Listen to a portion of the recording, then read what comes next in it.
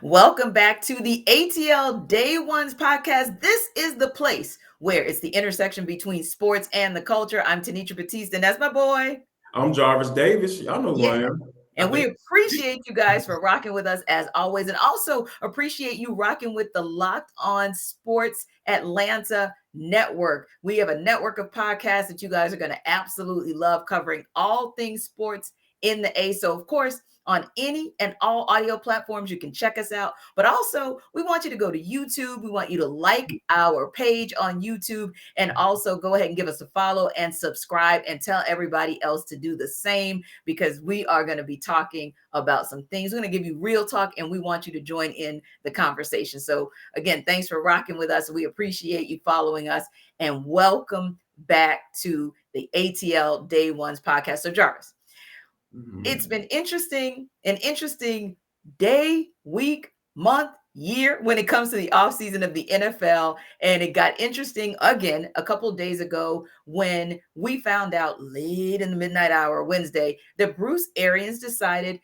not to retire, but to transition from the field to the front office for the Tampa Bay Buccaneers. Now, why is that a big deal? Because it's NFC South. So we watch everything that's going on, not just with the Saints, but we want to know what's going on with the Panthers. We want to know what's going on with the Bucs as well, because all of those things have a trickle-down effect potentially on the Falcons. So yes, we had our eye on what was going on down in Central Florida. And we found out just a little bit after that Todd Bowles was going to be promoted from defensive coordinator to head coach and given a 5-year deal with the blessing, the support, the endorsement of Bruce Arians. So that was something that really intrigued me. And Jarvis, you and I have been talking about it these past couple of days, but the press conference to give Bruce Arians an opportunity to talk about his farewell and to also give Todd Bowles an opportunity to talk about his promotion happened yesterday. And I love some of the things Bruce Arians said yesterday. It's consistent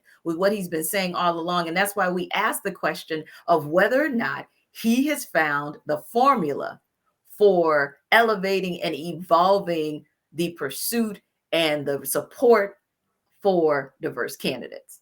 And I Yeah, think we saw that in first and foremost Todd Bowles, but last night. But that's just scratching the surface of what Bruce Arians has done. yeah. I think the word that comes to mind when you were speaking about Bruce Arians is you have to have clear intent, right?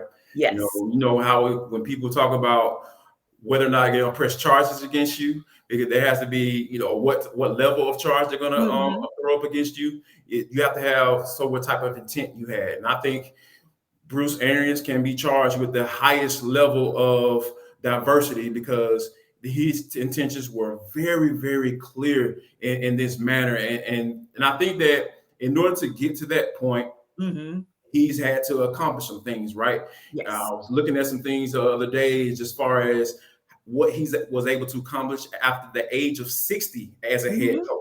Yes. And I think, to be honest with you, I believe that Bruce Arians is the type of guy with what he's accomplished as a Super Bowl winning head coach and a Super Mm-hmm. Bowl winning offensive coordinator, Yes. basically raising Ben Roethlisberger as a quarterback and what Mm-hmm. he's done for that organization and what Yes. they've done. We already know the tradition and everything with the Rooney Rule coming from the owner of that team. Mm-hmm. I think that, and what Bruce Arians has started and done Mm-hmm. right now, and coming with some actions instead of just talking about it, Yes. and and saying, hey, this is the reason why I'm doing this, and this is who I want in this spot. Yes. And guess what, ownership, you're going to do it because Mm-hmm. of what I've accomplished for you and what I've done for you, and you're going to continue to do that. And I absolutely love that, what he's doing, and I think that you're going to need more people like this with those type of credentials that I just laid out. You can Yes. be a Yes. first year head coach and all this stuff and vouching for certain guys, Mm-hmm. and you haven't accomplished anything in the NFL. Yes. Bruce Arians is a white man who's accomplished a lot, and we all know how Mm-hmm. that things goes, the trickle down effect, right? Yes. Anybody who's up under that coaching tree, and Mm-hmm. successful head coach, they get pinned to those people, right? You know, it Yes. gets pinned to them. You talk about Sean McVay and Mhm. his assistants and how everybody who was associated with him with Zach Taylor and you know Matt LaFleur and all that stuff. Mhm. When those guys were up under him, Mhm. they got the benefit of the doubt, right? And he Yes. got hired as head coaches. So here's what Bruce Arians doing. Hey, Mhm. Todd Bowles, this is my guy. And Yes. oh yeah, a guy that he's been pumping up for the past couple of years Mhm. as his OC, Byron Leftwich. Yes, He yes. should be walking right in those footsteps too after the Mhm. season. And because I wholeheartedly believe that they're going to be successful this year because, like I Yes. said, they have a team, and I think that's another piece too. Mhm. Bruce Arians making sure that team is in a good space Yes, where yes. he leaves it so Todd can be successful. Because we Mhm. know how it went down with the Jets. Nobody's succeeded except for maybe Rex Ryan in the common Right. area, right? You Yeah. know, so I think that leaving that leaving the organization where he left it Mhm. and having clear intent to expand diversity to have it at the forefront of conversations. Mhm. I think that Bruce Arians has clearly accomplished that, and like Yes. I can't do nothing but give a man a hand clap for that because he Yeah. has been about that life, and he's going to continue to be about that life as he goes out. Yeah, he is one who has been consistent with that. And I love that he set Todd Bowles up for success because I can remember several years ago when Hugh Jackson took the head coaching position with the Cleveland Browns, and all I kept saying was, "Don't do it, reconsider," because Ah, I just felt like he was set preach up the for literature. failure. Yeah, like read some literature on that. Don't do that. Right. And just as we thought, that's what happened. And don't get me wrong, I understand the Houston Texans head coach. He was 75 years old, had been in the Ravens organization for forever as a coordinator, and got his first crack at a head coaching position. But again, you're walking into a situation where it's shaky at best with the Texans, and then you don't have a JJ Watt on one side, and you don't end up with a Deshaun Watson on the other side. Again, set up for failure. But in this case, Bruce Arians is setting Todd Bowles up for success. But like you said, also Byron Leftwich and even Keith Armstrong as the special teams coordinator, setting all of them up for success because always in his press conference and even before that, deferring to them and saying it wasn't about me. It was about those coaches who are in the trenches with those guys every day that are contributing to our success, and want to take it back to his Arizona Cardinals days because that's where it really Ooh, started. I had an yes. opportunity to meet Jen Welter a couple years ago for when the Super Bowl was here in Atlanta. She was a part of a symposium for women in sports and particularly women in the NFL.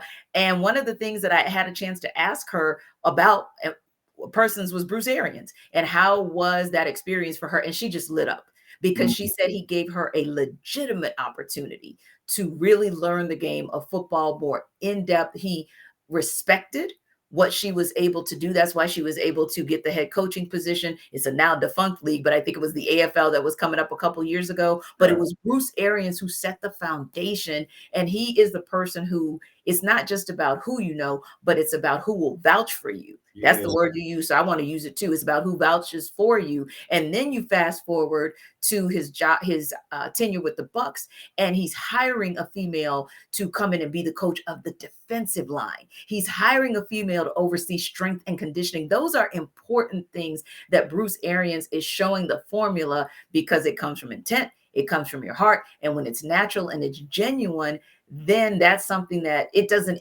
just feels natural to you. And hopefully he's setting up the kind of blueprint that the NFL will indeed be able to learn from and take a page from his book and maybe begin to do a better job in their approach to not just hiring people of color, but even women. So definitely tip of the hat to Bruce Arians. And I think he's going to do an excellent job as a senior football consultant for the Bucs in helping them to expand and evolve what that organization looks like. So appreciate what he's been able to do and appreciate you guys again for Yes. stopping by the ATL Day Ones podcast.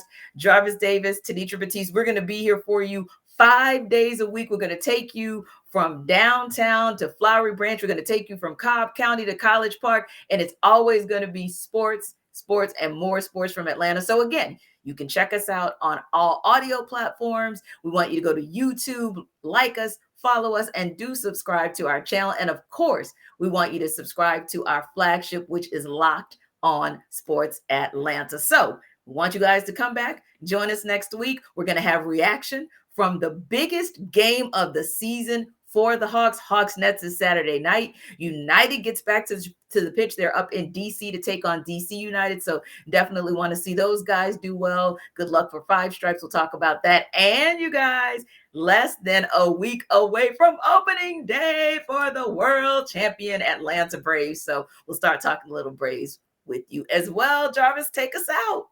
Hey, so guess what, y'all? I need from the Braves, give me one of those replica World Series ring. I think I'm like a 10 on my finger. So yeah, I'm gonna need all of that. I don't care if I go to the game, I need that. So yeah, we'll see if the big boss can work that out for us, T. So yeah, we'll see y'all next week on the ATL Day Ones podcast. Peace.